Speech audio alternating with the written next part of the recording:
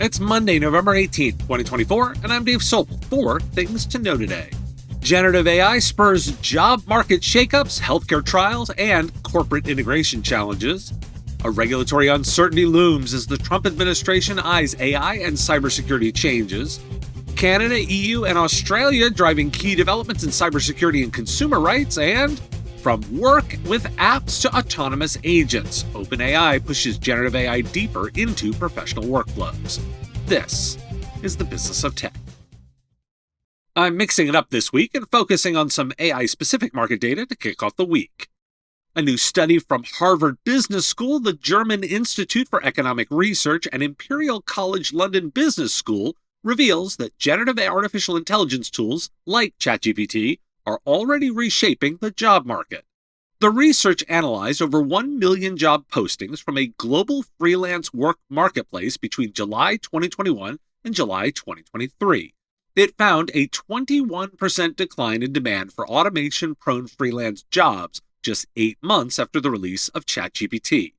Writing jobs were the most affected, followed by software and web development roles. Additionally, demand for graphic design and three-dimensional modeling gigs dropped 17% after AI image generation tools were introduced. A recent study by Andrew S. Parson and his team at the University of Virginia Health found that while artificial intelligence tools like ChatGPT Plus hold promise in healthcare, they did not significantly enhance diagnostic accuracy compared to traditional methods in a trial involving 50 physicians across 3 hospitals. The study involved 50 physicians who were tested on 6 case histories. ChatGPT achieved an average score of 90%, while doctors using the chatbot scored 76%, and those without it scored 74%. Surprisingly, many doctors did not effectively utilize ChatGPT's capabilities, often sticking to their initial diagnosis despite the chatbot providing potentially better alternative. Experts suggest that artificial intelligence could serve as valuable doctor extenders, but current training and trust issues hinder its full integration into medical practice. And there's more Microsoft Copilot skepticism. Microsoft's ambitious investment in artificial intelligence, particularly with its AI product Copilot, faces significant skepticism from both customers and company insiders. Launched in September 2023, Copilot was expected to revolutionize productivity, but has received mixed reviews. A survey by the management consultancy Gartner found that only 4 out of 123 IT leaders reported significant value from Copilot, while nearly 75% of employees struggled to integrate it into their routines. Furthermore, Copilot's price tag of $30 per user per month has led some companies to cancel their subscriptions, citing high costs and security concerns. Internally, Microsoft employees expressed doubts about the product's effectiveness, with one executive stating that it delivers useful results only 10% of the time. And a recent study by Microsoft and the International Data Corporation highlights that 75% of businesses now utilize generative AI, a substantial increase from 55% in the previous year. Notably, companies integrating generative AI are experiencing an average return on investment of 3.7 times, with some leaders achieving up to 10.3 times. The study indicates that enhancing employee productivity is a top priority, with 92% of AI users applying these tools for that purpose. However, a considerable challenge remains, as 30% of surveyed businesses report difficulty in finding skilled workers for AI roles. Why do we care? Well, AI's impact is becoming undeniable, but the transition phase is rife with inefficiencies and challenges. The researchers warn that this decline could intensify competition for remaining positions and reduce pay for the still available jobs. They suggested that individuals with skills complementary to AI, such as critical thinking and creativity, may become increasingly valuable in the changing labor market. And Parsons emphasized the importance of optimizing the collaboration between AI and healthcare professionals to enhance patient outcomes and physician experience. The decline may reflect a transition rather than outright job loss. As AI tools replace manual tasks, they demand expertise in training, managing, or customizing these systems. And that's why we care. That's the key opportunity to watch for. Are you ready to take your cloud business to the next level? TD SYNNEX is changing the game for MSPs with their Stream One platform, where all clouds meet. With Stream One, you get access to Microsoft, AWS, Google, and more, all in one place. Stream One Commerce API enables headless commerce, and there is seamless integration with your PSA tools, making billing easier than ever. Plus, white label storefronts allow you to extend a fully customizable marketplace to your customers. And Stream One is more than a marketplace. It simplifies the complexity of cloud ecosystems and empowers you to grow at scale. To learn more, visit tdsynnex.com/StreamOneIon and see how Stream One can transform your business. As the Trump administration prepares to take office, significant changes to artificial intelligence regulation are anticipated, including the potential repeal of the executive order established by President Joe Biden. The order, which set government oversight and encouraged safety standards for AI model developers, faces criticism for possibly leading to a chaotic regulatory environment with a patchwork of state laws. Experts warn that without federal guidance, states may adopt inconsistent regulations, complicating compliance. The Biden administration had guaranteed budgets for AI initiatives until 2025, and it remains to be seen how the incoming administration will allocate these resources moving forward. The Department of Homeland Security has introduced new guidelines aimed at ensuring the safe use of artificial intelligence in critical infrastructure sectors.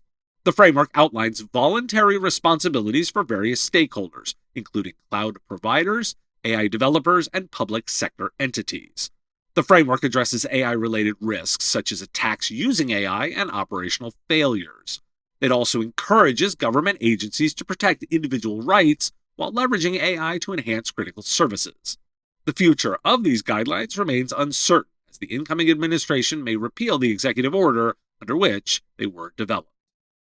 The president-elect has appointed Brendan Carr as the new chairman of the Federal Communications Commission, a position he will assume without the usual Senate approval due to his prior tenure on the commission since 2017. Under Trump's administration, the FCC will consist of 2 Democrats and 3 Republicans. His previous actions include voting to repeal net neutrality rules in 2017 and opposing their restoration in 2021. Jen Easterly, the director of the Cybersecurity and Infrastructure Security Agency, will depart her position on January 20th, 2025, coinciding with President-elect's inauguration.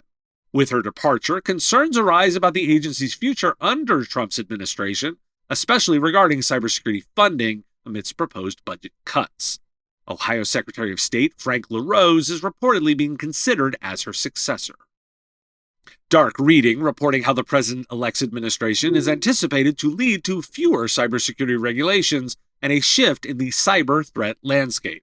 Experts suggest that while the emphasis on regulations may decrease, there will be a heightened focus on protecting critical infrastructure and potentially business-friendly federal privacy legislation. Michael Behar, co-lead of global cybersecurity at Evershed Sutherland, predicts a deprioritization of cybersecurity enforcement at the federal level, except in areas intersecting with trade policy and national security. As geopolitical tensions rise, particularly with China and Iran, experts warn of significant cyber threats targeting U.S. infrastructure. Despite easing federal regulations, many companies are likely to maintain a strong focus on cybersecurity investments due to the increasing risks of cyber attacks. Why do we care? Well, the potential repeal of Biden's AI oversight executive order is pivotal. Without federal standards, businesses face a potential regulatory patchwork as states enact inconsistent rules. Businesses must prepare for regulatory fragmentation in AI and potential leadership vacuums in cybersecurity, taking proactive measures to mitigate risks. There's certainly an opportunity to invest in internal governance and compliance frameworks to navigate that potentially regulatory fragmentation of AI and cybersecurity. I want to cover 3 international items too. Canada has recently passed 2 significant laws that allow consumers to bypass digital software locks for repair and interoperability purposes. These bills amend the Copyright Act, enabling device owners to repair their products and use third-party components without manufacturer restrictions. Experts from iFixit and the Canadian Repair Coalition Note that they do not provide access to the necessary tools for bypassing these locks, leaving many repair tasks difficult for the average person. And the European Union has officially adopted the Cyber Resilience Act, aimed at enhancing the cybersecurity of products with digital elements. This regulation will impose significant obligations on manufacturers of connected products sold in the EU, with implementation beginning in 2026. The Act introduces EU-wide cybersecurity requirements for the design, development, and market availability of these products, covering home devices like cameras and smart fridges. Manufacturers must ensure their products are free from known vulnerabilities and comply with essential cybersecurity standards, while facing penalties of up to 15 million euros for non-compliance. The regulation will take effect 20 days after publication in the EU's official journal, with the majority of obligations applying by the end of 2027. SMB IT professionals representing small and medium business IT providers in Australia has joined the steering committee at Dynamic Standards International to develop a new cybersecurity certification standard known as SMB 1001. This initiative aims to enhance cybersecurity for small businesses by establishing comprehensive guidelines on risk management, data protection, incident response, and access control. Why do we care? The EU continues to set the standard in cybersecurity regulation with the Cyber Resilience Act, reinforcing its position as a regulatory trendsetter. Canada's move could influence similar initiatives in other markets, especially where right-to-repair laws are gaining traction, like the US and the EU. And I want to highlight the involvement of Australian SMB community members in regulatory compliance. Pick your organization, but get involved. OpenAI has announced that its ChatGPT desktop app for macOS can now read code from various developer-focused applications, including Visual Studio Code, Xcode, TextEdit, Terminal, and iTerm 2. This new feature, named Work with Apps, eliminates the need for developers to copy and paste code into ChatGPT, as the app will automatically send the relevant code section alongside user prompts. Currently, ChatGPT cannot write code directly into other applications, unlike some popular AI coding tools. OpenAI is initially focusing on coding applications, but plans to expand to text-based apps for writing tasks in the future. The feature is available to Plus and Teams users and will roll out to enterprise and education users soon. And OpenAI is reportedly developing an artificial intelligence agent codenamed Operator that aims to automate tasks such as writing code and booking travel. According to a Bloomberg report, the AI agent could be released as a research preview for developers as early as January. This technology is designed to perform tasks autonomously, optimizing human workflows by allowing users to delegate tasks to AI, creating a virtual team of assistants. Why do we care? Both initiatives represent incremental steps toward OpenAI's vision of embedding generative AI into the fabric of professional workflows. But long-term success will depend on execution, differentiation, and user trust. We'll be tracking that the next generation of these tools appears to be agents. Are you ready to get your brand in front of the tech leaders shaping the future of managed services? Here at the Business of Tech, we offer flexible sponsorship opportunities to meet your needs, whether it's live show sponsorship, podcast advertising, event promotion, or custom webinars. From affordable exposure options to exclusive sponsorships, our offerings are designed to fit businesses and vendors of all sizes looking to make an impact. Prices start at just $500 per month, making our packages a fraction of typical event sponsorship costs. Be a part of the conversation that matters to IT service providers worldwide. Join us at MSP Radio and amplify your message where it counts. Visit mspradio.com/engage today to explore all the ways we can help you grow. Thanks for listening. Today is National Princess Day. Who knew? Well, it's also being International Occult Day. So, related?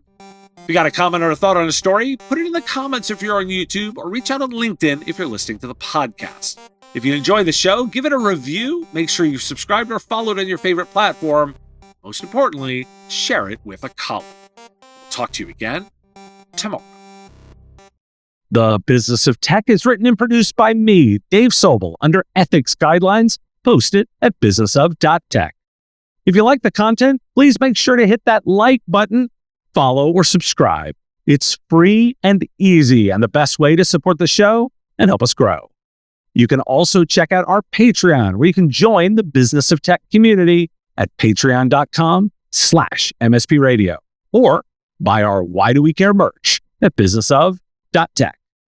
Finally, if you're interested in advertising on the show, visit mspradio.com/engage. Once again, thanks for listening to me, and I will talk to you again on our next episode of The Business of Tech. Part of the MSP Radio Network.